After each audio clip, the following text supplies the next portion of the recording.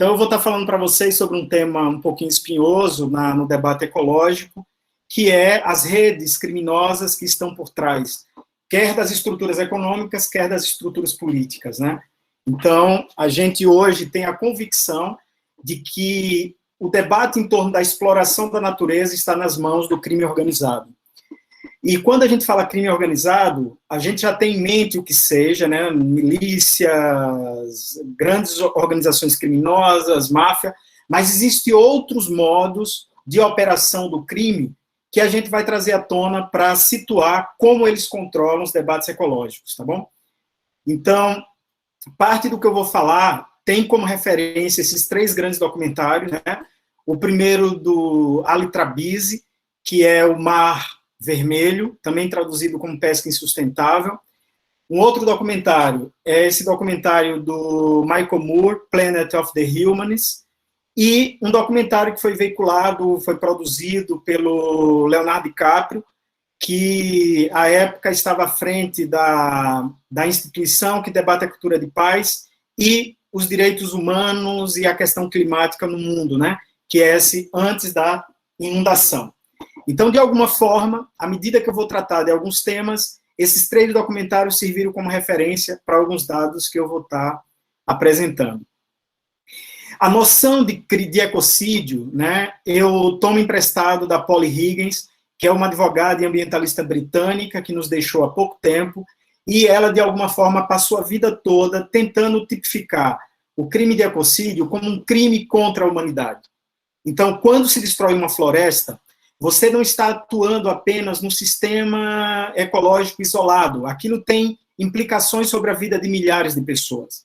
Quando a gente destrói um rio, quando a gente destrói uma montanha, quando a gente extingue uma espécie, a reverberação desses danos tem impacto direto sobre a vida de milhares de pessoas. Por isso que ela lutou a vida toda para tentar convencer governos, estruturas políticas, de que quando nós matamos algo da natureza, nós estamos diretamente cometendo um crime contra a humanidade, né?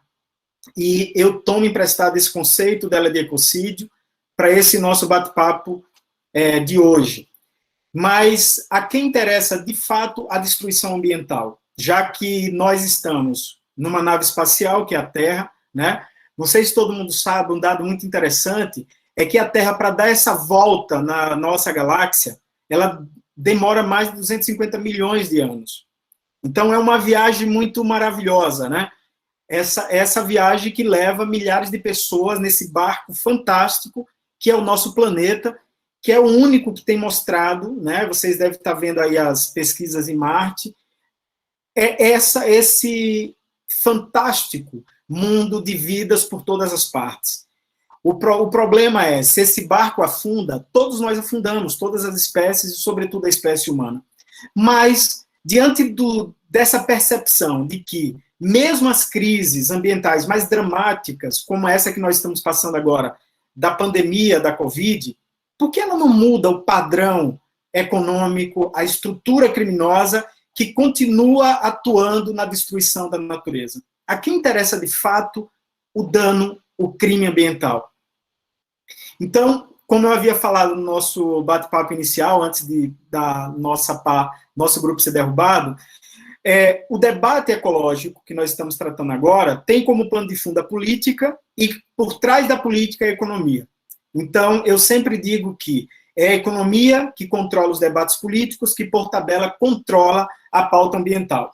E, por trás da economia, nós vamos perceber que é provável que exista muitas organizações criminosas, né? Então, por tabela, quem define a pauta ambiental no mundo são as organizações criminosas, né? Então, a riqueza do mundo, nós sabemos, ela é gerada a partir da destruição da natureza, né? A destruição do solo, a destruição das florestas, a destruição dos rios, a exploração excessiva de combustíveis fósseis, a revelia do dano, né? Então, como dizia o velho Marx, nós saímos do que nós chamamos a função da necessidade para o fetiche da mercadoria. E com ela, a noção de que acumular, de ter controle sobre essa mega produção que se estabelece no mundo a partir da exploração da natureza é talvez a grande expressão desse fetiche pela mercadoria, que é a grande expressão desse capital selvagem, né, como diz o Krenak, dessa máquina de consumir mundos que não tem mais freios e que colocou em xeque a nossa possibilidade de permanência no mundo, né? Então, mesmo as preocupações, elas se estabelecem a partir do discurso, do debate. Então, nós estamos vivendo a crise das mudanças climáticas, mas nós vamos ter um grupo de pessoas, de lobistas, que vão negar as mudanças climáticas, né? Nós, no Brasil, estamos sendo vítima de um negacionismo quase que esquizofrênico, né? Como nós vamos falar daqui a pouco, o terraplanismo, nós temos à frente do Ministério da Ciência e Tecnologia no Brasil um astronauta que saiu da Terra, que viu a estrutura da Terra, mas ele está vinculado a um governo negacionista. Então é surreal que alguém com o currículo dele integre uma rede como essa, né? Mas o que eu queria dizer é, os debates negacionistas, o anticientificismo, a crítica ao debate das mudanças climáticas não é em vão. Por trás delas estão redes de grandes controles econômicos e por trás deles algumas organizações criminosas. Então, aí, uma imagem que, de alguma forma, mostra, né, o rumo que a humanidade está tomando nesse modelo de exploração da natureza para a geração de riqueza, e estamos rumo ao que nós chamamos a sexta extinção, né? Nós sabemos que somos uma civilização viciada em combustíveis fósseis, o que é uma das razões para o aquecimento global. Os últimos relatórios da ONU apontam que mais de 1 milhão de espécies correm risco de extinção. De 1970 até agora, nós já temos a extinção de 60% dos vertebrados, né, entre aves, mamíferos, répteis e outros animais. Mais de 500 mil espécies de animais e 500 mil espécies de plantas correm o risco de extinção. No caso da vegetação, 25% das espécies vegetais, elas correm risco de extinção. Ou seja, uma em cada 4 plantas pode desaparecer do planeta. Mais de 30% de todos os solos do mundo já estão degradados. Ou seja, vivemos um tempo da expressão do aquecimento global. O impacto disso nas civilizações humanas, nas culturas humanas, né, e um problema que nós estamos acompanhando são as migrações humanas, a exemplo que nós estamos vendo da África para a Europa, e os conflitos que isso estabelece, os processos de desertificação, as pandemias, que são expressões da destruição dos ecossistemas, a exemplo da pandemia do Ebola, da AIDS, agora mais recente o Covid, etc, etc, etc. E todo esse pacote junto está nos levando a um movimento que alguns escritores, alguns teóricos estão chamando da sexta extinção. A quinta foi aquela em que um asteroide, corpos vindos do céu, praticamente extinguiu mais de 70% da vida na era dos dinossauros. E nós estamos beirando o colapso nisso que alguns teóricos estão chamando da sexta extinção. Então, o que nós precisamos discutir e problematizar é de que, dentre as ecologias, talvez a ecologia do discurso ela mereça uma atenção especial, né? Porque o fato de um grupo político, de um grupo econômico, se organizar para, nesse momento, nesse estágio da civilização humana, criar condições para provar que a Terra é plana, é algo que chega a ser surreal, né? Então, o negacionismo, o anticientificismo, antes de ser um senso comum ingênuo, além de ser uma potente fonte de destruição a serviço do crime, é uma ideologia que conduz o rumo da humanidade no tempo presente, né?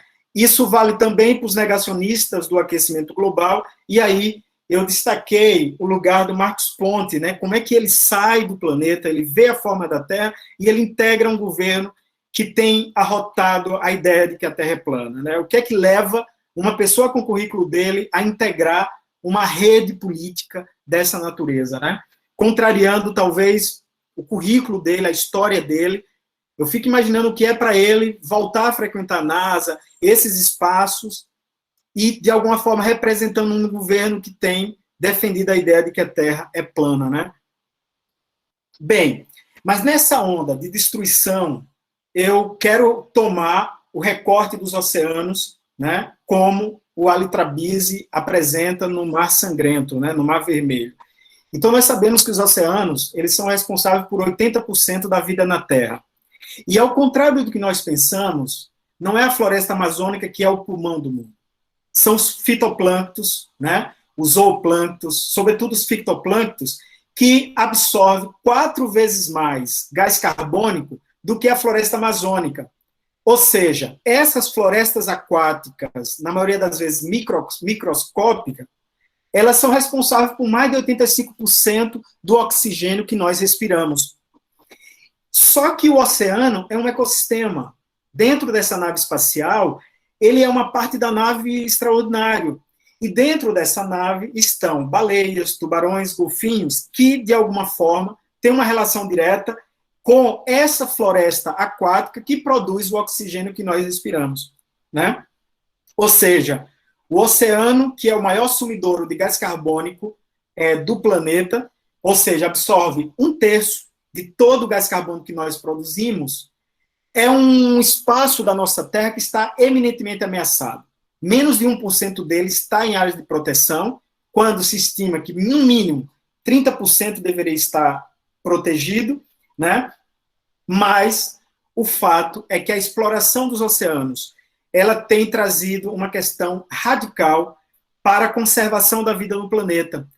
E, de alguma forma, mesmo nações desenvolvidas, como os Estados Unidos e a Europa, que a gente supõe está num estágio evolutivo diferenciado em relação a outras partes do mundo, são partícipes do ecocídio de uma parte estrutural do planeta, que são os oceanos. Só para dar uma ideia, a União Europeia ainda financia a maior tragédia ambiental do planeta, que é a pesca comercial, e nos Estados Unidos, né, como vocês podem observar, de cada 3 peixes consumidos, 1 é ilegal, ou seja, lá se alimenta, se retroalimenta essa dimensão que é um dos maiores problemas da questão ambiental na atualidade. Então, quero fazer um recorte do papel da pesca comercial sobre o debate ambiental. Então, vez ou outra, eu acho que todos vocês já foram mordidos, no Nordeste a gente fala, aperreados, com a ideia de que a gente tem que proteger os canudos, tem que tirar canudo de plástico, e a gente fica assim, quase que em sobressalto. Eu mesmo me culpava muito em estar usando um canudo plástico, né? Isso é um problema. Mas em termos dos plásticos que estão indo para os oceanos, eles representam menos de 1%. Representam, na verdade, 0,03% do problema dos plásticos que vão para os oceanos. O problema do plástico dos oceanos é o que tem produzido a pesca comercial. 40% das ilhas plásticas, sobretudo do Oceano Pacífico, vem da pesca comercial. E a gente não consegue ver esse debate em ONGs, nas redes de TV, nas escolas, mas se pega um aspecto, que são os canudos, e se faz uma mega campanha mundial, sem a gente tocar num problema, que é a atuação da pesca comercial, que além de transformar o berçário da vida, que são os oceanos, em desertos líquidos, ainda nos convence de que o problema é o canudo que nós, de alguma forma, participamos no consumo cotidiano. E eles invisibilizam o verdadeiro problema, né? Outra questão, né, nós vemos aí o comércio de camarão, que é responsável pela destruição de mais de 38% dos manguezais do mundo, né? Por que a gente não consegue trazer esse problema para o debate ecológico mundial? O que é que está por trás da invisibilização desses problemas? Quem financia ONGs que estão atuando no debate ambiental internacional? As instituições que estabelecem selos de sustentabilidade para a indústria de comercialização de peixes, de crustáceos. Afinal de contas, quem é que está por trás da invisibilização dos graves problemas ambientais do mundo, né? Então, aí só trazendo algumas imagens, né, do que nos ocorre pensar quando a gente fala dessa pesca comercial e o que está por trás dela, aí você tem, eu acho que todo mundo deve saber, que o atum rabilho é o peixe mais caro do planeta. Um desses peixes já foi vendido no mercado de Tóquio por mais de 3 milhões de reais. É uma indústria que movimenta 42 bilhões por ano. E empresas, como o Alitrabiz indicam, a Mitsubishi está por trás dessa rede de comercialização. E a gente não visualiza. O fato é que, nesse comércio desse peixe, hoje, nós resta menos de 3% dessa espécie. Então, ela está indo para a extinção. E por que a gente não consegue debater esse comércio, esse problema, né? E o que é que está por trás de muitos problemas ambientais ligados à comercialização desse peixe? Então, o Alitrabiz, no documentário A Pesca Insustentável, ele começou a se inquietar como esses debates não estão aparecendo. E ele vai, o que ele diz que é a regra-chave para descobrir as organizações criminosas por trás dos debates ambientais. Vá atrás do dinheiro. Quem financia? Quem patrocina? Então, sempre que a gente tiver dúvida, vamos acompanhar a trajetória do capital gerenciado por aquela instituição, por aquele grupo, e a gente vai descobrir como as coisas acontecem, né? Aqui você está vendo uma imagem do documentário onde eles matam as baleias, também a morte de golfinhos, o comércio de barbatanas de tubarão. E ele começou a se perguntar, por exemplo, por que se mata os golfinhos, né? Já que de cada golfinho capturado, ou seja, para esses parques horríveis, que escravizam os animais para fazer esse circo, para essas pessoas que estão pouco se importando para os graves problemas ambientais, 12 são mortos. Por que se mata, em média, de 11 a 30 mil tubarões por hora? Por que se matam as baleias, né? E aí eu disse para vocês há pouco que tubarões, baleias e golfinhos são responsáveis pela manutenção de boa parte da floresta aquática que produz quase 90% do oxigênio que nós consumimos. Por que está se matando? Qual é a razão para se matar, por exemplo, se não se come a carne de golfinho, se não é para comer a carne do tubarão, da baleia? O que está por trás disso? E ele denuncia e descobre que uma forma que se tem de proteger os estoques desses peixes, por exemplo, é, de alguma forma, matando baleias, golfinhos e tubarões. Então, a atuação de algumas empresas, elas acabam, de alguma forma,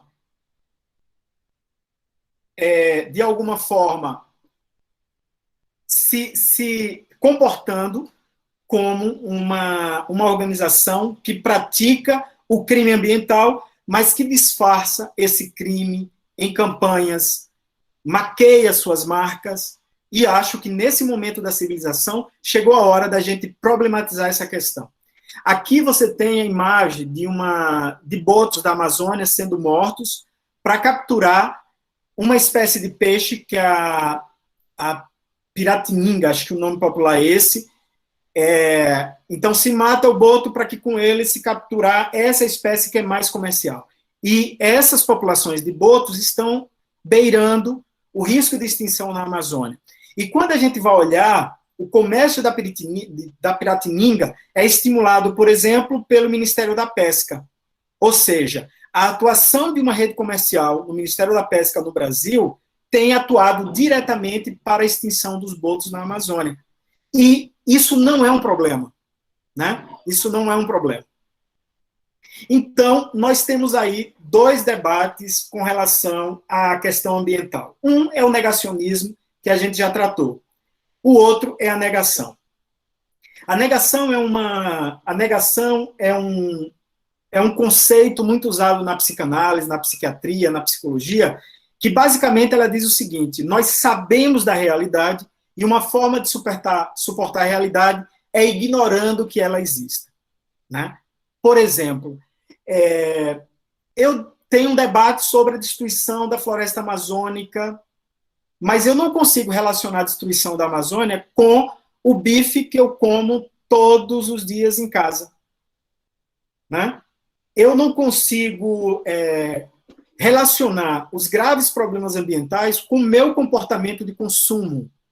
Então, esse princípio, né, que é o princípio do cidadão comum, de estar, de alguma forma, negligenciando, ignorando o seu comportamento diante dos graves problemas ambientais, associado a estruturas ideológicas muito bem organizadas, que nós poderíamos nomear como negacionismo, a exemplo da atuação dessa rede criminosa que se apropriou das estruturas ambientais no Brasil, e com isso nos distrai, trazendo debates como a terra é plana, qual é o problema de minerar em terras indígenas, índio também quer minério. Esses debates, eles não são ingênuos. Então, essas duas formas, a negação e o negacionismo, têm, de alguma forma, contribuído muito para a exaustão da natureza, e pode ser que essas duas práticas escondam, de um lado, um comportamento de consumo do cidadão que ignora a consequência do ato dele sobre a conservação do planeta, e do outro, uma estrutura econômica gerenciada por corporações criminosas que pautam o debate ambiental no mundo. Essa fala é uma fala de um baleeiro, documentado do Ali Trabisi, que diz o seguinte: olha, eu prefiro matar uma baleia do que 2.000 galinhas. Eu sou cruel porque tiro a vida de uma baleia ao invés de tirar a vida de 2.000 galinhas. Obviamente que é uma fala que merece uma problematização, mas ele nos provoca numa dimensão muito singular, que é em que medida o meu discurso, eles, de alguma forma, tem um comprometimento ético com as minhas práticas de consumo, né? Então, para quem gosta de comer carne bovina, nós já sabemos, por exemplo, que nos Estados Unidos, 40% de toda a terra produtiva vai para a produção de carne, né? E dessa produção de carne, dessa produção de alimentos, 70% é especificamente para produzir carne. E nós sabemos que, diante dos problemas do aquecimento global, o metano é um dos gases mais preocupantes e que advém exatamente da produção de gado, né? Uma molécula de metano, por exemplo, equivale a mais de 23 moléculas de carbono. E parte, ou a grande parte de todo o metano produzido e que está na atmosfera, vem da produção de gado.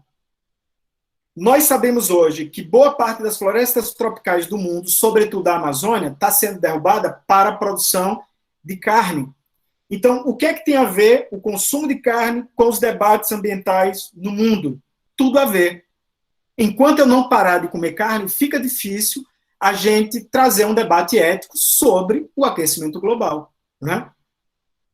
Então, é uma cena do cotidiano, né? Esses animais são abatidos para alimentar a humanidade, mas um ato muito simples. Se a gente para de comer carne vermelha, ou reduz minimamente esse consumo, naturalmente isso tem um impacto direto sobre a emissão de gases de efeito estufa na atmosfera, e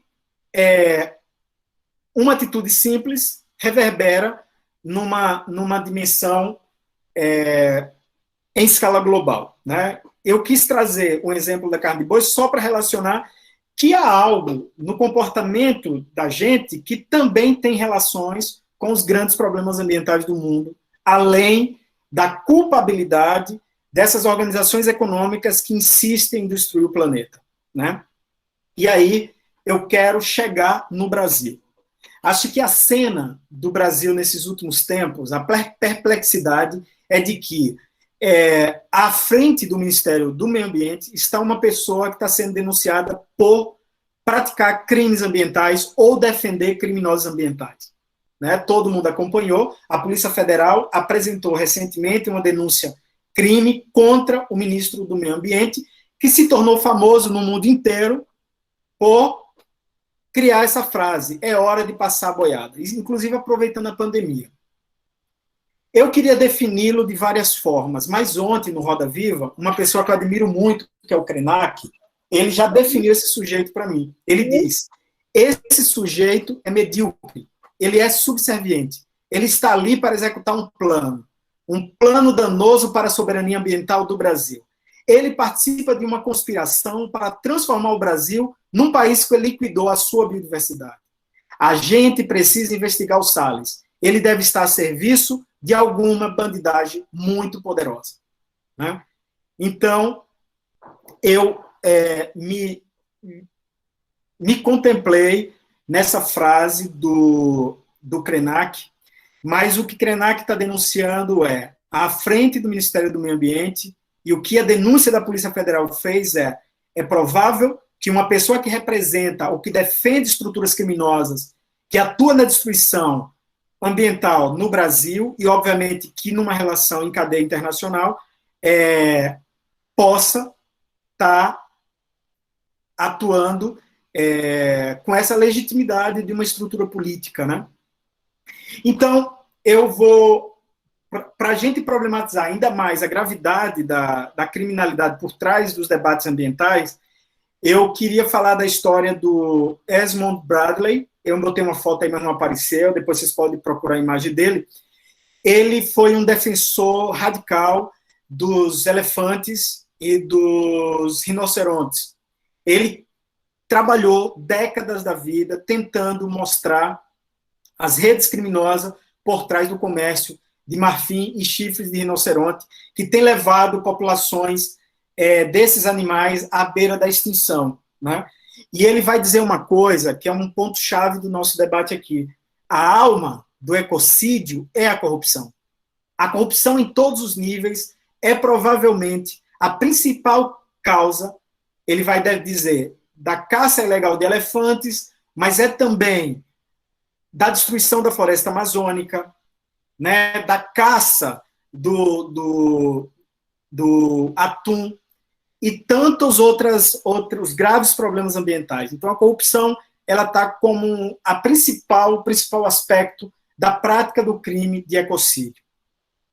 Então, só para dar um exemplo, esses grandes mamíferos, 75% deles já não são vistos nos seus habitats. Né? Ontem passou no Fantástico uma espécie de rinoceronte que só tem 2 exemplares da espécie, que é a mãe e a filha.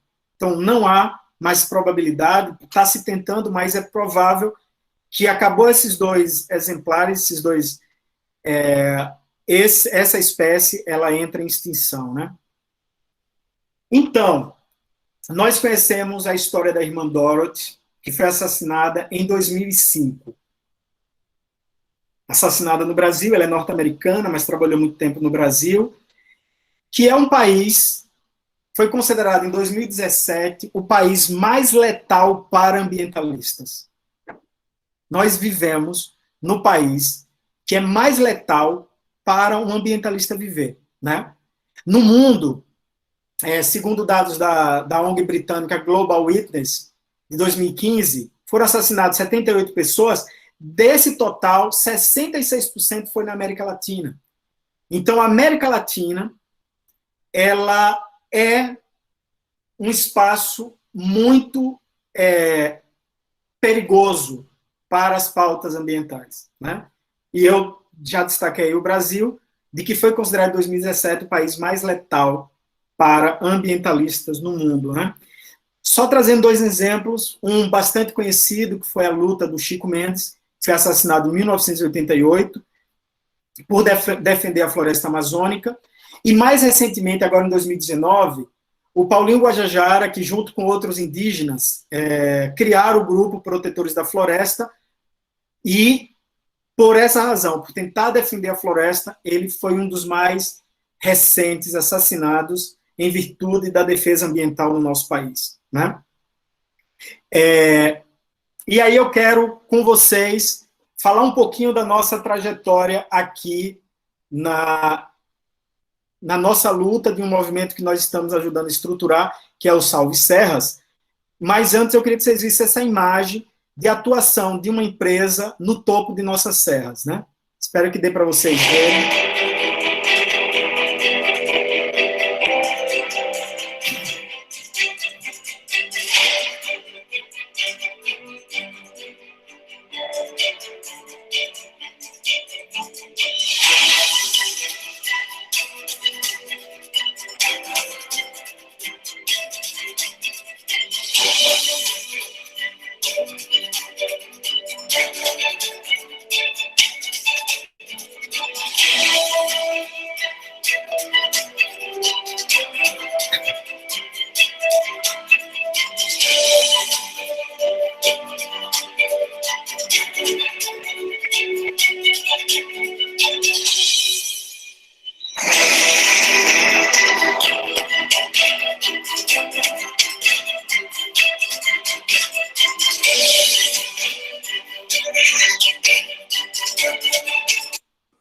Então, pessoal, eu mostrei esse vídeo aí porque essa atuação tem sido apresentada ao mundo como uma das grandes maravilhas do sertão. Então, parte das serras onde estão nascentes de importantes rios, como Itapicuru, o Rio São Francisco, o Paraguaçu, o Rio Salitre, ou seja, bacias hidrográficas que são vitais para uma das áreas com maior escassez hídrica do planeta, estão sendo detonadas, e essa prática ela está sendo vendida como práticas sustentáveis, né? Se você olhar nas redes sociais dessas empresas que estão implantando os maiores complexos eólicos do planeta no topo de nossa serra, eles estão vendendo esse debate como um debate limpo e sustentável, quando, na verdade, estão comprometendo a biodiversidade, a vida, a estrutura, a segurança hídrica de milhares de pessoas aqui no semiárido brasileiro, né? Então, o que é que está por trás disso? A destruição dessa paisagem, né, que representa as áreas de montanha, mais de 22% da superfície da Terra, é a caixa d'água do planeta, é 17% do território do Brasil, e que guarda, protege as principais nascentes do semiárido.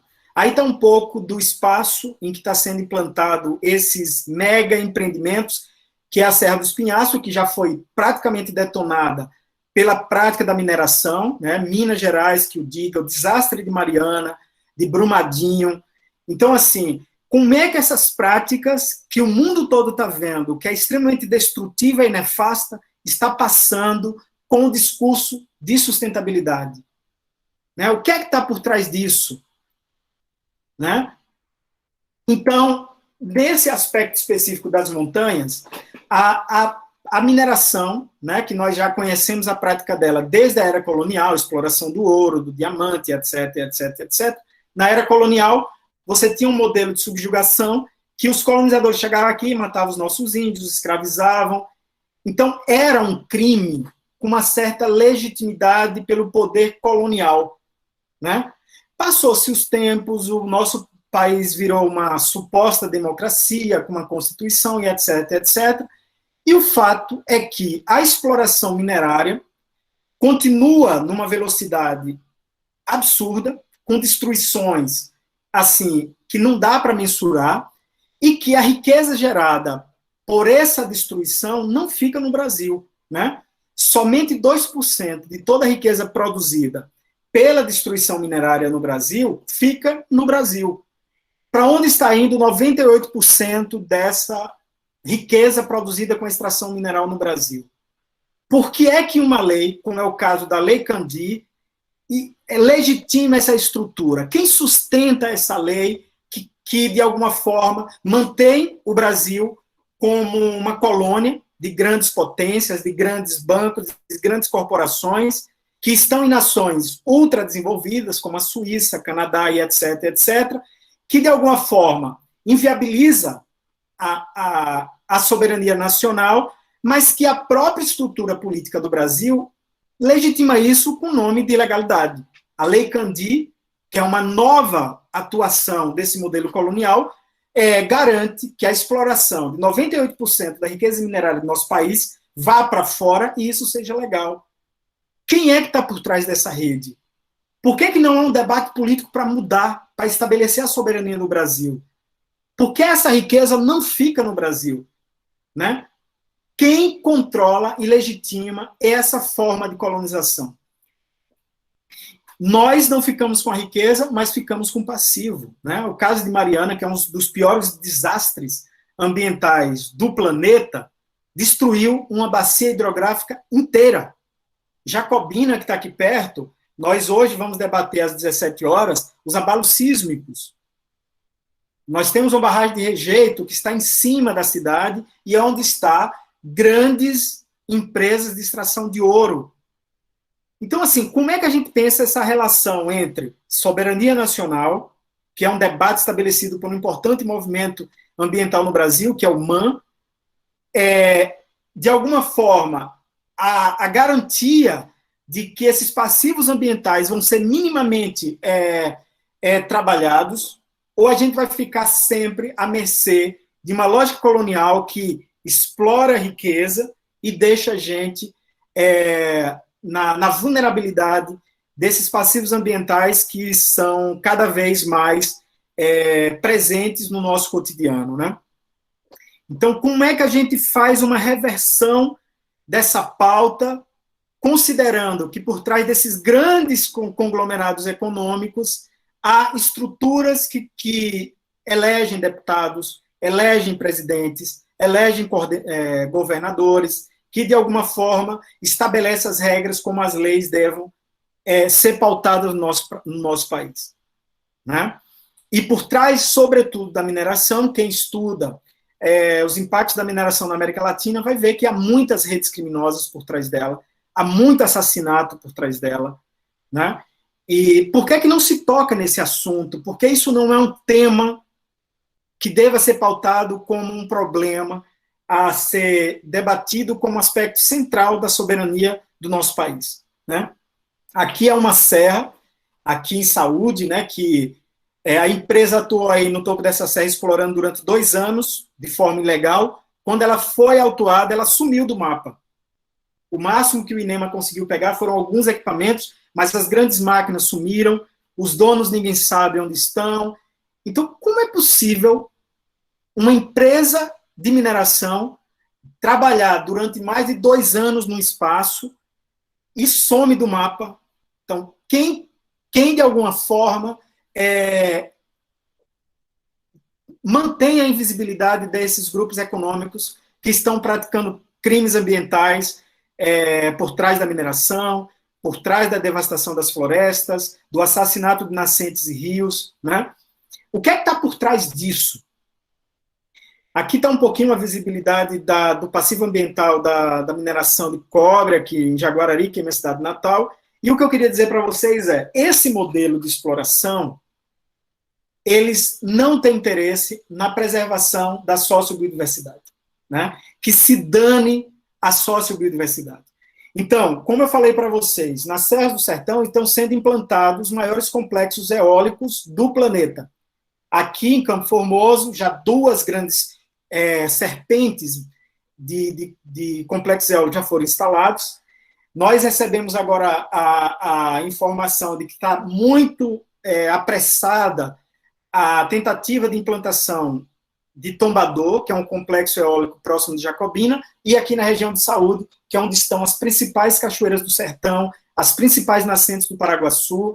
E quando a gente vai para um debate político no governo do Estado, ele entrega as terras públicas para esses conglomerados econômicos, sem a gente debater o papel desse espaço para a conservação desses corpos hídricos, a vida das comunidades tradicionais que vivem nesses lugares. Como é que se entrega mais de 50% do território da Bahia para os grupos econômicos? Que poder esses grupos têm para dar essa cartada? E como é que se vende isso como energia limpa? Né? Usando uma tecnologia que, como todos nós sabemos, já está bastante atrasada, porque já há torres que não usam essas hélices. Na China já há muitos parques, porque um dos problemas ambientais desses complexos são essas hélices, né? Então, só para dar uma ideia de que essa energia não é tão limpa quanto se ventila, vocês podem ver aquele documentário do Michael Moore, Planet of the Humans, que traz um debate sobre a energia eólica e a energia solar dentro da sua lógica suja, né? E eu queria trazer um dado daqui do nosso sertão, né? Todo mundo conhece a sabiá, é um pássaro maravilhoso, e um passarinho desse, ele planta, em média, na vida dele, 5.000 árvores. Eles são os nossos jardineiros. Um dos reflorestadores das nossas serras, que produz as nossas águas. Complexos eólicos que nem de longe se aproximam do tamanho do que estão sendo implantadas nas nossas serras aqui, nos Estados Unidos, matam por ano entre 20.000 a quase 600.000 pássaros. Façam a conta, o que é que representa a morte de 500 sabiás, né? Então, como é que eu posso dizer que um empreendimento desse é limpo?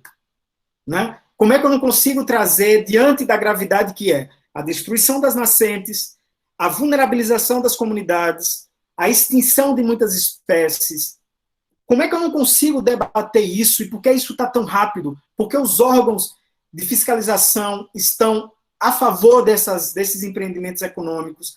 Por que é que quase toda a estrutura política defende essas estruturas? E por que é que fica um grupo de gatos pingados, de ambientalistas gritando ao mundo, quando, na verdade, é quase que uma ordem que vem lá de cima e que ninguém pode desobedecer? Ou seja, quem controla essas decisões? Né? Então, nos resta fazer algumas coisas. A gente tem feito movimentos, a gente tem lutado, né? E aí é bom a gente recuperar a ideia de que, quando se trata de uma luta ambiental, nós não estamos tratando de uma luta pequena, é uma luta de classe, é uma luta com grandes poderes econômicos e, por trás deles, estruturas criminosas. Essa luta ambiental não é para amadores, porque nós estamos falando para estudantes de ecologia, sobretudo. É preciso estar atento e forte. É preciso não ser ingênuo, e se for ingênuo como as pombas, sejam espertos como as serpentes, porque vocês estão vivendo num país mais letal para ambientalistas do mundo, né? É preciso que a gente lute pelas biodemocracias e que a gente tire do controle dos órgãos ambientais criminosos que protegem redes criminosas, desmatadores, né?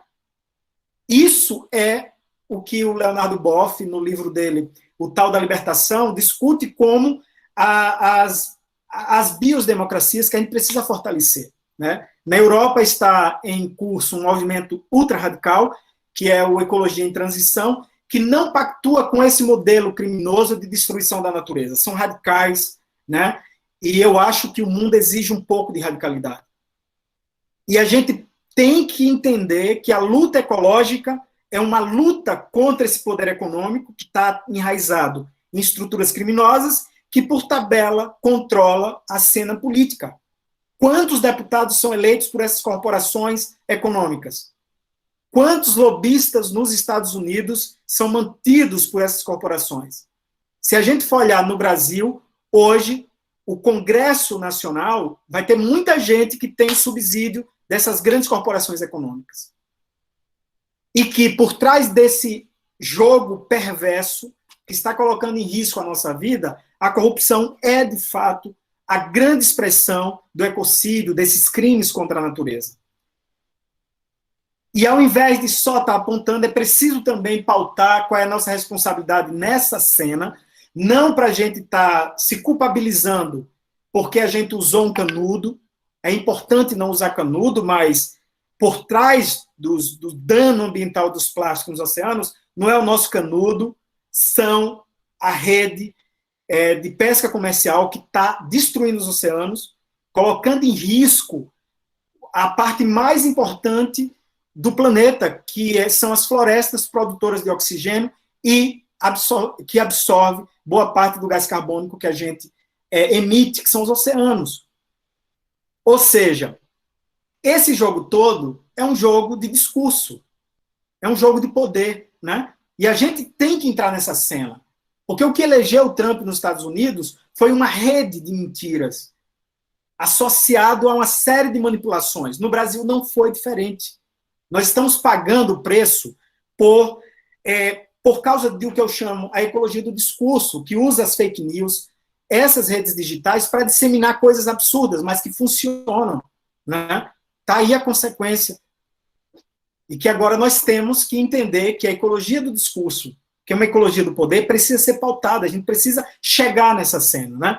Então, tá aí algumas fontes, desculpa ter me estendido, e eu espero que a gente possa entender, de uma vez por toda, que quem controla a pauta ambiental é a economia, e por trás da economia está uma série de redes criminosas pautando o destino do planeta e o destino de nossas vidas.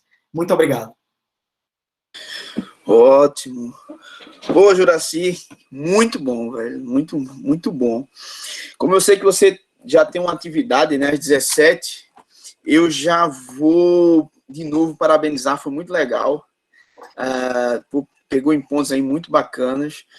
E eu já vou aqui, gente, aproveitar, assim, sei que o Juracy tem um compromisso às 17, né? Então, já, quem quiser fazer perguntas, aproveitem aí, que já são 16h12, né? E quem quiser fazer alguma colocação, eu estou acompanhando aqui no chat. Se quiser abrir o som aí, o áudio, pode fazer. Se quiser colocar aqui no chat, eu estou acompanhando também. Vamos lá. Pessoal, só aí agradecendo e adorando a fala aí do Juracy. Muito mobilizador, Juracy. Parabéns. A Silene aqui dando os parabéns. Obrigado. Juracy, enquanto o pessoal está... Eu tenho uma pergunta. Pronto. Então lá, Richard, já pode fazer. Boa tarde a todos e a todas. Boa tarde. Parabenizar aí o professor Juracy, aí, grande parceiro. Eu sou Richard Silva, sou integrante da ASPAF Chapada Norte e estou também secretário do Comitê da Bacia do Rio Itapicuru. Professor, eu queria fazer uma pergunta, que, na verdade, não é uma pergunta. Queria que o senhor falasse um pouco mais a respeito da questão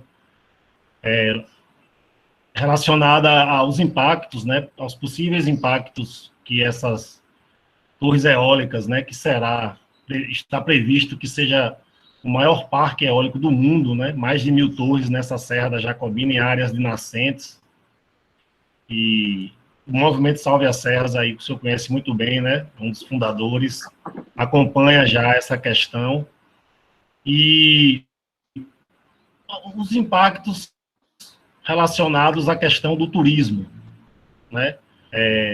A gente sabe que estamos vivendo uma pandemia, né? Mas pós-pandemia, a atividade turística para a nossa região aqui, ela pode ser uma dos escapes para maiores crises, né? Porque a gente sabe o potencial que temos desde lá de Jaguarari até aqui a região de Jacobina, Miguel Calmon, né? Na Serra, no extenso da Serra, e nós fizemos até uma expedição, que foi muito bacana ter participado com vocês, né, essa expedição aí, da Rota Mística Sagradas, né, de São Miguel das Figuras. Eu queria que o senhor falasse um pouco desses impactos e como que o turismo, né, pode ser uma solução para a crise e a geração de renda dessas comunidades em torno. Nós temos também a Univasf, que desempenha um papel bacana também na questão do turismo, né? O professor Gustavo com seus alunos de geografia. Queria que o senhor falasse um pouco mais a respeito disso aí. Ok, Richard, muito obrigado. Foi bom você tocar nisso. Eu não sei se todo mundo sabe, aí uma coisa que foi regra e um conselho do Ali Trabisi, que é um documentarista que eu acompanho. Foi ele que montou esse documentário aí, a Mar Vermelho, que eu recomendo. Assistam esses 3 documentários. E ele diz uma coisa importante: quando você tiver dúvida, vá atrás do dinheiro. Estude o dinheiro daquela instituição. Então, uma coisa que eu fiz foi estudar o contrato de algumas empresas eólicas. Não sei se todo mundo sabe, ela deixa menos de 1%. 98% a 99% do lucro vai para essa empresa, que na maioria das vezes é estruturada com capital internacional. Né? E quando é capital nacional, são de grupos privados. Então, mais uma vez, a regra, exploração de um espaço comum, porque essas serras pertencem a nós, cidadãos e cidadãs brasileiros, baianos. Temos nelas, no caso específico, dessa corrente de serras, de Jaguarari para Jacobina, um conjunto de mais de 200 cachoeiras, que tem um potencial turístico extraordinário. Em outras partes do mundo, isso seria protegido como um tesouro, mas que, naturalmente, como esses grupos econômicos controlam a cena política, você deve estar vendo aí, você deve estar acompanhando deputados excitados, tentando convencer as comunidades que elas devem abrir guarda para que esses empreendimentos destruam o topo das serras, ou seja, toda a biodiversidade que é raríssima, e com elas as nascentes desses 4 rios, ou seja, a curto prazo, nós vamos trazer para a cena baiana um grave problema, que é a crise hídrica. Porque nós estamos matando rios vitais para a nossa vida. Tudo em nome dessa pactuação com essas corporações econômicas. Então, se nós não tivéssemos uma política controlada pela economia, era um basta, Richard. Não se pode destruir essas cachoeiras. É um tesouro que nós temos. Se a gente cria uma rede de turismo sustentável, isso pode render milhões de dólares para o governo baiano. Mas a mentalidade é tão curta, o tempo é tão imediato, e a corrupção por trás disso se vende a essas coisas que a gente não sabe para onde correr.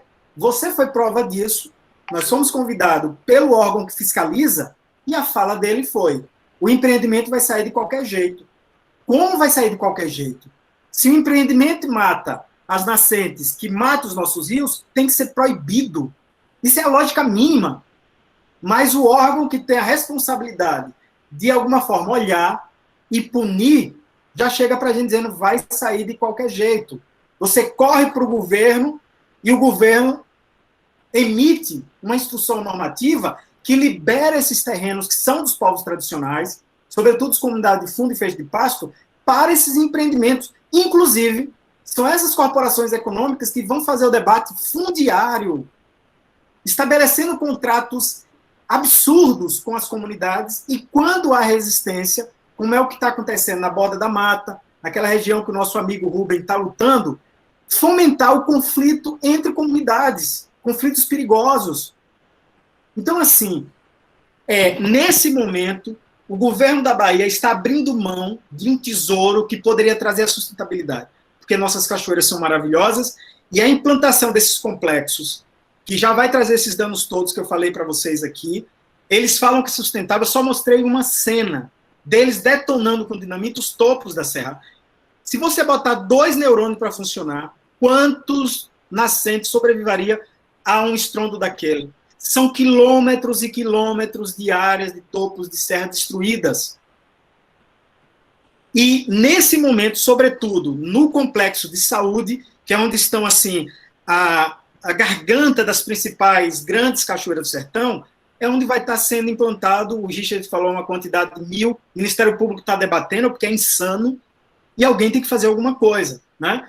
Então, óbvio que nós temos um tesouro para o turismo sustentável, pode ser uma grande fonte de renda para essas milhares de famílias que vivem aí, mas nesse momento da nossa história, o poder político e o poder econômico aderiram a um modelo destrutivo desses espaços. Então, se esses complexos eólicos forem instalados, nós temos 2 graves problemas. A destruição da nossa indústria turística, porque ninguém vai para a saúde ver torres gigantescas, esses monstros de metal, né? Sem contar que eles vão ter impacto sobre os corpos hídricos, né? Se você olhar, você foi prova disso, Richard. As cachoeiras de Campo Formoso para Jaguaraí todas secaram. E não seca porque Deus está castigando a gente. Seca porque as grandes mineradoras já detonaram o desmatamento, junto com a implementação desses parques todos, já trouxeram impactos imediatos. Então, nós estamos matando as cachoeiras, que poderiam ser uma fonte de turismo sustentável maravilhosa. E aí entra a posição, que é o que conclama o movimento da transição ecológica. Tem que haver radicalismo, tem que haver mobilização, porque o poder político já está do lado dessa lógica de desenvolvimento. Juraci, eu vou fazer coro aqui ao que a Aurivone colocou aqui no chat, que é como lutar, né? No seguinte sentido. Silene pediu a palavra também, então já eu passo a palavra para a Silene, mas aí como a Aurivone colocou aqui, como lutar? Eu te pergunto, o que está sendo feito, né? Como que as pessoas estão se mobilizando, os grupos que estão, como é que a coisa está andando, né? Que você falou que está tendo isso, está tendo toda essa mobilização, né? Você faz parte, tem um grupo que está fazendo parte, e aqueles alunos que estão aqui, o pessoal que quer entrar também, dar os braços nessa corrente aí, como fazer, o que está sendo feito, em que pé está isso, né? Como lutar, como a Aurivone aqui fez a colocação. Como lutar, né? O Leonardo Boff está falando uma coisa assim, é preciso agora criar células de resistência. Então, começar pelo quintal de casa.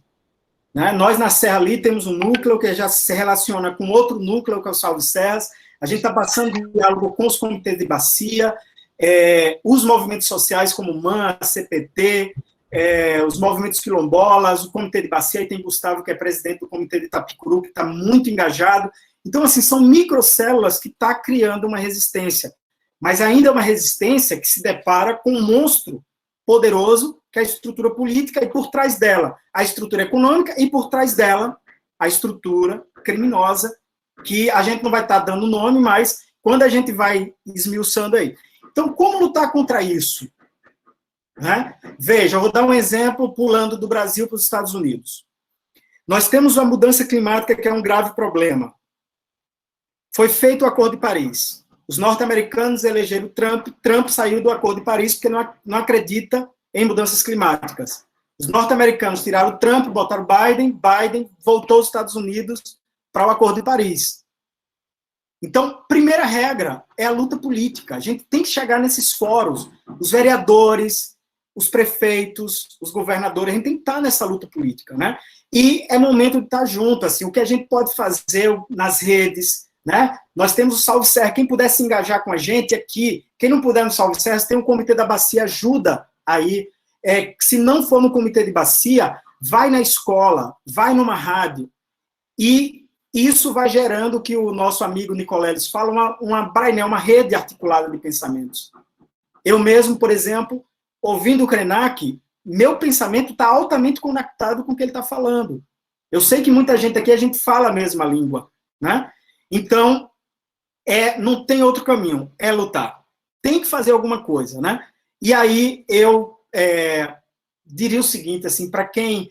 Eu digo para vocês, nós do Salve Serra estamos há 2 anos numa pandemia, tentando dar vida ao movimento.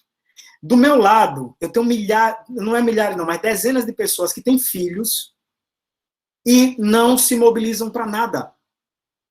Eu fico imaginando que mundo essas pessoas querem deixar para o filho deles.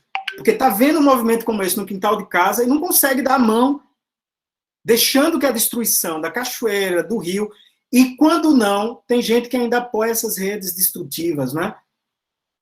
Eu, que não tenho filho, estou engajado e vou permanecer, porque eu acho que... Por que a gente veio para esse planeta? A gente é o nosso compromisso mínimo, né?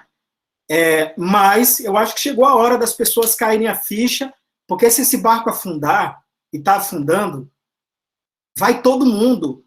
E nós estamos sob o controle de um grupo delirante. Né? Tem gente que acha que se a Terra se exaurir, eles vão mudar para Marte. Comer um planeta, vai comer outro. É um surto psicótico que está na mente dessas pessoas que controlam o mundo. Os bilionários estão pensando no que eles chamam das ilhas do apocalipse, comprando áreas do planeta, criando verdadeiras redomas, para isolar eles dessas massas de pobres e refugiados. Então, assim, nós estamos sob o controle de um grupo minoritário que domina o poder econômico, que é delirante. Então, chegou a hora da gente disputar isso e dizer, epa, a Terra é nossa casa e nós queremos um outro modelo de civilização. E vamos começar a lutar pelo quintal da minha casa. Vai ter tom em tudo quanto é lugar, menos no quintal da minha casa. Vão desmatar tudo. Eu vou encher meu quintal de pé de árvores, de flores. Ah, mas estão destruindo as nascentes. Eu vou lá lutar para proteger. Então, assim, é uma opção civilizatória, né? E nesse momento é momento de dar as mãos.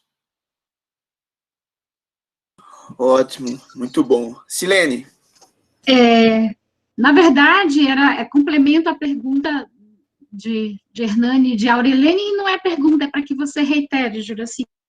Eu gosto muito de uma recomendação que você faz da questão da luta, que ela não deve ser sozinha, né? E você acabou de reiterar que as pessoas se unam aos movimentos, né, aos movimentos que já existem, se juntem aos grupos, e aí a Maria Rosa traz aqui a resistência de pequenos grupos, mas esses pequenos grupos vão se unindo a grupos maiores, porque quando a luta fica mais coletiva e maior, ela parece que alcança.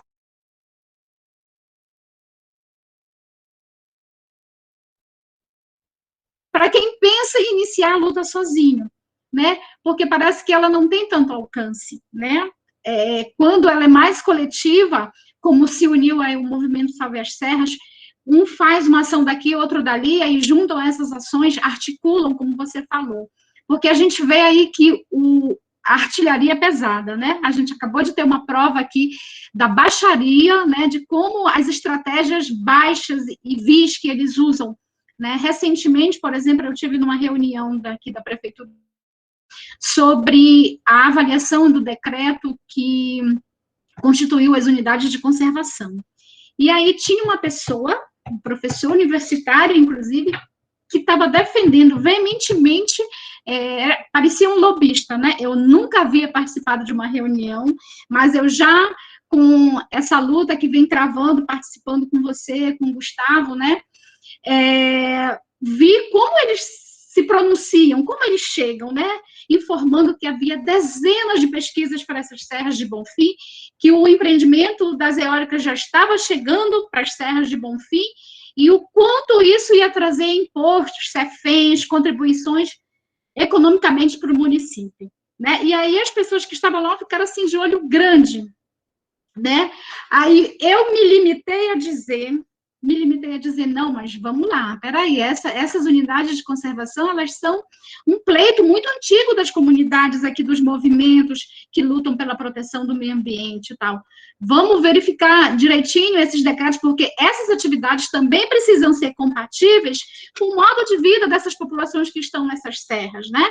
Então, elas podem trazer algum ganho econômico, mas a gente precisa saber se elas não vão destruir, né? Então, a gente precisa compatibilizar esse desenvolvimento. Mas, assim, a gente vê que eles usam pessoas, né, que são, assim, de todos os níveis, de todas as categorias, de todos os lugares, né, como lobistas, né, vendendo essa ideia de que, economicamente, é um ganho maravilhoso, sem trazer, claro, os passivos, né. Ele até trouxe alguma coisa em relação ao passivo, mas trazendo o empreendimento como uma coisa da mineração, das pesquisas, que ainda está só com pesquisa, mas assim, como uma coisa que iria contribuir muito para o município. Então, assim, é nessa questão que eu queria que você reiterasse que os arsenais que eles usam, né, para infiltrar, para colocar pessoas, para convencer comunidades, tudo é grandioso. E eles realmente, o investimento é vultuoso, foi essa palavra que o lobista usou. São investimentos vultuosos nas regiões, nas cidades. Essa recomendação da luta que eu queria que você fizesse, que ela não pode ser sozinha, ela realmente tem que ser coletiva, porque é perigoso você fazer a luta sozinho, né? Você mostrou aí os ambientalistas, né? 78 no mundo todo. Então, assim, a gente sabe das histórias da Amazônia, então não é seguro, não é saudável e não é inteligente fazer a luta sozinho. O inteligente, o saudável, o que realmente vai ter maior alcance é a gente se juntar mesmo, né? Todos os movimentos se unirem e se juntarem para a luta. Exatamente, Silene, eu concordo com você. Agora, os instrumentos que eles usam são terríveis. A gente do Salve Serra está acompanhando assim, uma coisa que é a cooptação da comunidade, né? E nós estamos vivendo numa região onde o poder aquisitivo das pessoas é muito baixo, tem muita gente passando necessidade, e esses grupos sabem jogar com isso, né? Então, nós estamos lutando contra gigantes muito poderosos e que, por parte, estão no Brasil, mas parte não estão no Brasil. E aí você dá a deixa mais importante. Quem vai participar dessa luta, some, né? Não dá para entrar nela sozinho, acho que já tem muitos movimentos, tem muita gente aí fazendo essa luta, mas não dá, nesse momento da história, a gente vê uma articulação para destruir as nossas serras, para destruir os rios do sertão, e a gente ficar omisso nesse processo de luta. E quem está subsidiando esses empreendimentos são os vereadores, são os prefeitos, são os governadores, é o governador, né? E a nível nacional eu nem posso falar mais para vocês, porque eu já vim de lá para baixo, né, dizendo, e o ministro da Economia, Krenak, foi muito cirúrgico. É preciso investigá-lo. O delegado da Polícia Federal também, mas o delegado já dançou. Então, nós estamos sob o controle de algo muito perigoso, mas é tempo de resistência. Tem que resistir, né? Aí alguém disse, uma vez vendo uma palestra do Krenak, alguém disse para o Krenak, rapaz, o que vai acontecer com os povos indígenas? Esse presidente não gosta de índio. vai matar os índios tudinho, agora com essa pandemia. Aí o Krenak, sereno, disse o seguinte, gente, os índios resistem há 500 anos.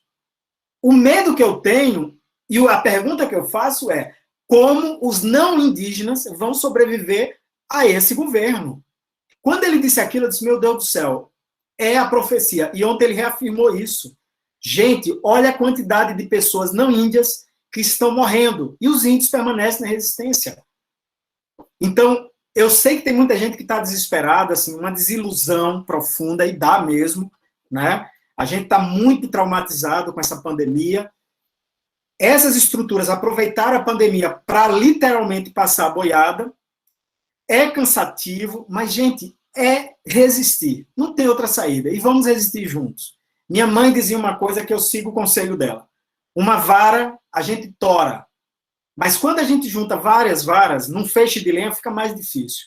Então é o apelo para estar junto, isso que Silene está falando, né? Vamos dar as mãos, vamos apoiar esses micromovimentos e somar. Nesse momento específico, nós do Salve Serras estamos clamando apoio para que você nos ajude nesse enfrentamento, né? Porque tá difícil, mas não é impossível. Permanecemos na luta aí. Ok, mais alguém? Pietra tinha levantado a mão.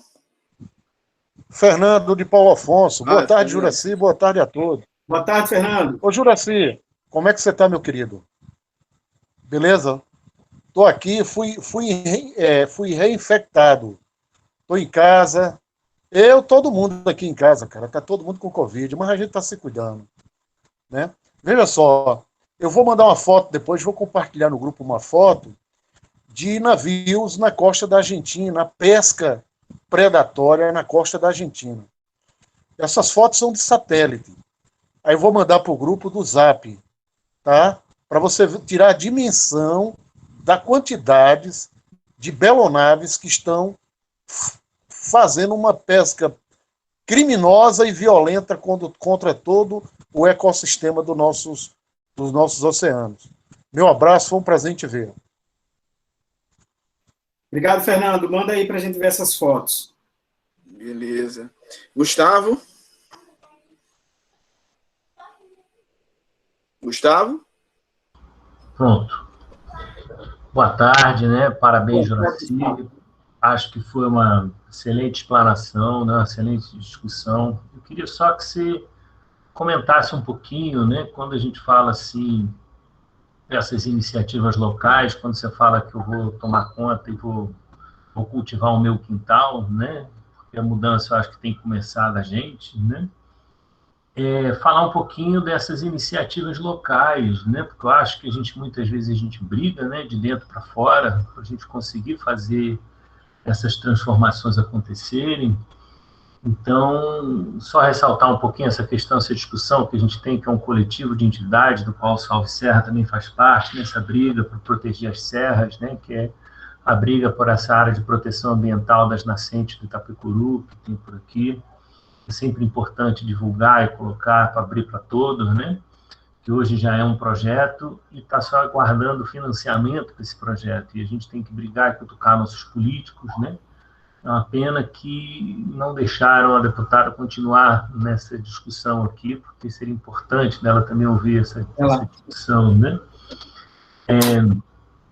E também falar esse outro lado, né? É que a gente tem que começar realmente a proteger nosso quintal. Então, essa forma muito participativa, né? E principalmente para os estudantes que estão aí, é também colocar esse lado que muitas vezes a gente fica pensando que a gente é o dono da verdade, que o conhecimento vem de dentro da universidade, vai para fora, mas, na verdade, é o inverso, né?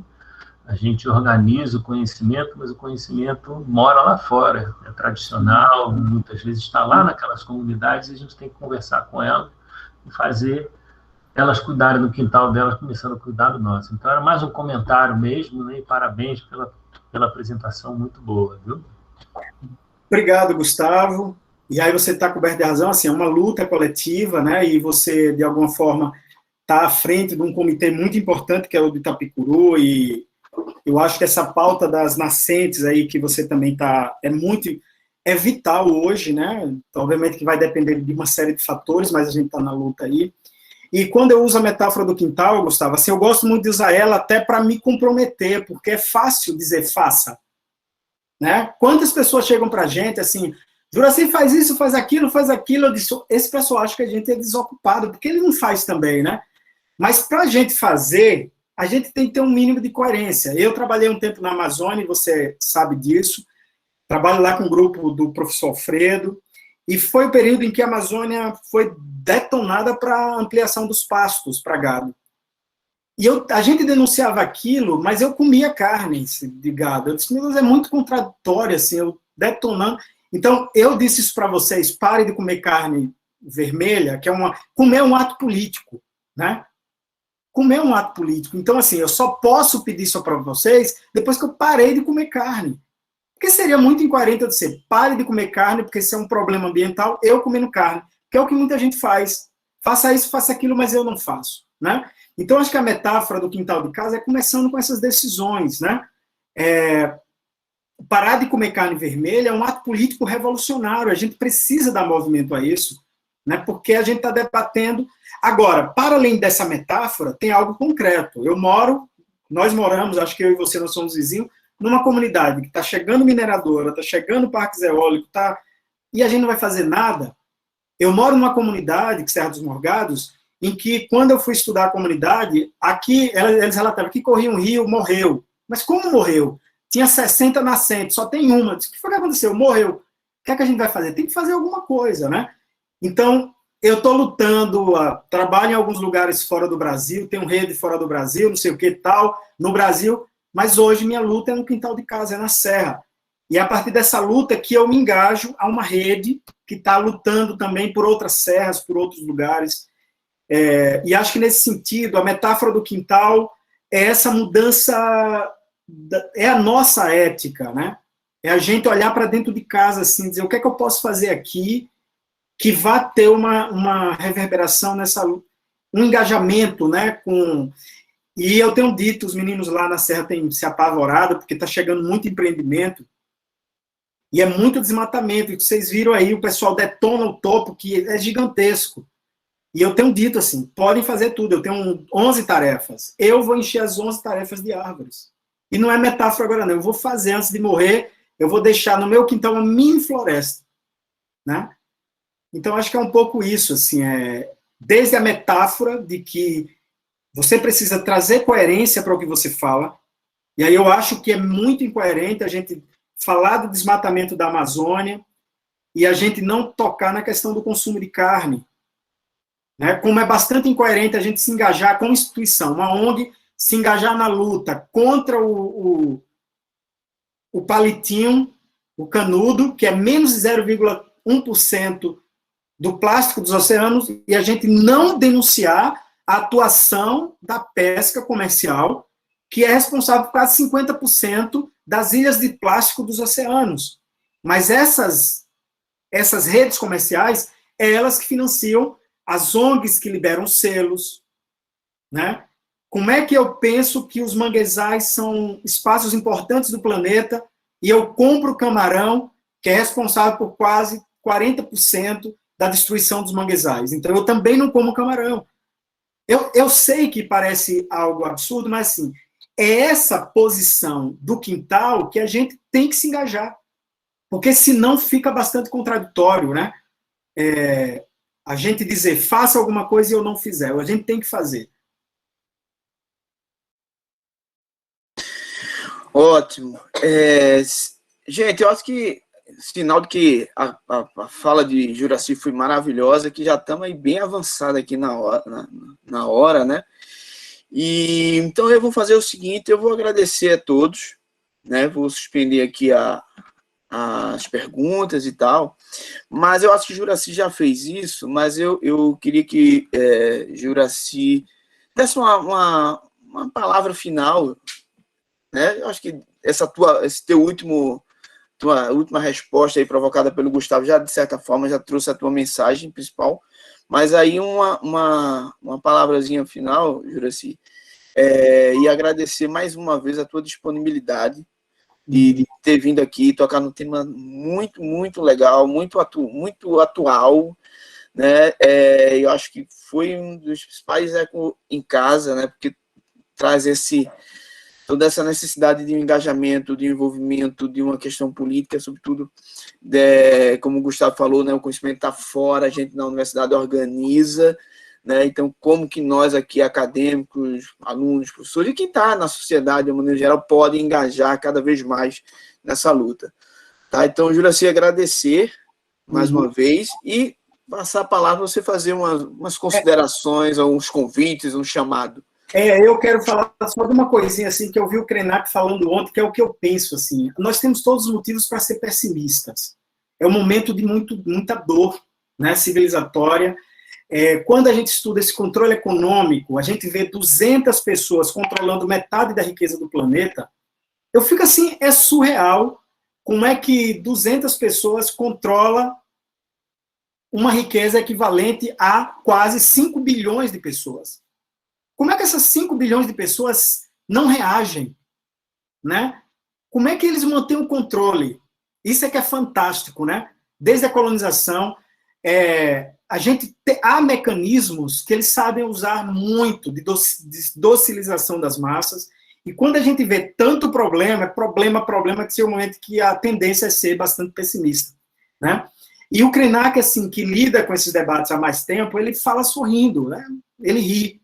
Gente, aí dá risada. Aí ontem um jornalista perguntou para ele, mas como é que você ainda é feliz, né? Como é que você, dentro de uma tragédia dessa, tem gente que eu encontro, eu não quero mais viver, eu não aguento mais. Calma, peraí, né? É um grande aprendizado. O presente é um presente, como diz o Krenak. E ele disse uma coisa que me tocou profundamente, que eu quero partilhar com vocês.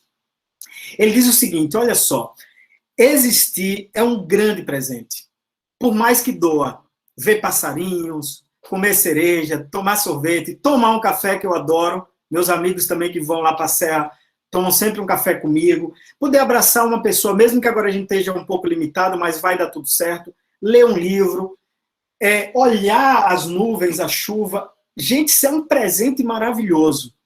Aí ele disse para o jornalista, se você é convidado para uma dança cósmica, olha a metáfora que ele usou, dança, porque a gente vê estrelas, a gente está andando numa espaçonave a uma velocidade absurda, numa galáxia infinita, tendo o privilégio de evolutivamente estar aqui com a capacidade de pensar, né? Hoje à noite eu vou tomar um banho, depois eu vou olhar o céu.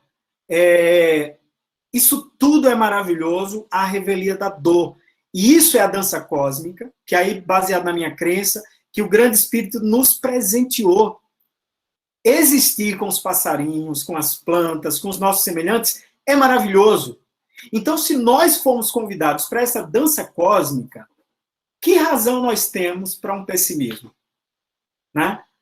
Então, gente, é hora mesmo de celebrar. Agora, celebrar com luta. Vamos estar de mãos dadas, eles derrubando as árvores e a gente plantando. Eles derrubando e a gente plantando. Eles derrubando e a gente plantando. Né? Os rios secando e a gente lutando para cuidar das nascentes. Como nós, há milhares de pessoas no planeta. E um dia essas consciências vão se encontrar. A gente vai celebrar isso. Agora, nós temos que fazer, como o Frei Luiz me dava sempre um conselho. Seja ingênuo como as pombas, mas espertos como as serpentes, para escapar dessa rede criminosa. E nesse momento, nós temos que ter a audácia dos canalhas. Eles são destemidos. Eles são poucos e destemidos. Nós somos muitos e temerosos. Então, como diz Luther King, nesse momento, o que deve nos preocupar não é o grito dos maus, é o silêncio dos bons. A gente tem que transformar o nosso silêncio dessa dança cósmica numa luta celebrando a vida. Nós não podemos ser tomados desse pessimismo, porque aí eles nos venceram, né? Então, manter sempre o sorriso, manter sempre a alegria, apesar das dores, agradecer aos céus por nós estarmos fazendo parte dessa dança cósmica. É maravilhoso, gente. Então, eu sou muito, apesar das dores, eu sou muito feliz e vou celebrar essa vida até o dia que eu puder. Plantando árvores, me juntando com meus amigos que querem lutar, cuidando dos rios e me irmanando com os passarinhos, que é uma maravilha, tá bom? E muito obrigado, Hernani, por me convidar a estar aqui com vocês. E obrigado vocês de estar até agora aqui com a gente.